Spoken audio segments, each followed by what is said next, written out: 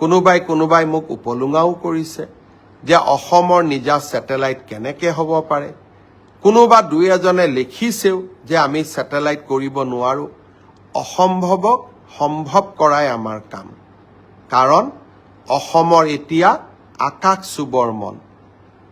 আমাৰ নিজৰ ছেটেলাইটে হওক, প্ৰটন থেৰাপিৰ কেঞ্চাৰ ৰোগৰ ট্ৰিটমেণ্টৰ বাবে প্ৰটন থেৰাপিৰ মেচিনে হওক বা অসমৰ কলা সংস্কৃতিক সংৰক্ষণৰ বাবে অসমৰ নিজা OTT প্লেটফৰ্মে হওক, যি ভাবিছে ই অসম্ভৱ।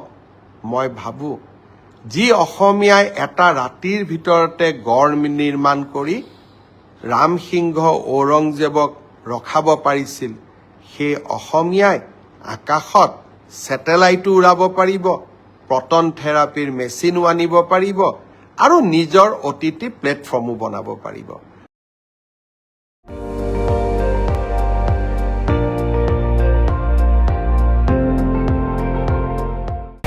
আপুনি চাই আছে ND24, সৰ্বশ্ৰেষ্ঠ নহয় সৰ্বোত্তমৰ দৌৰ।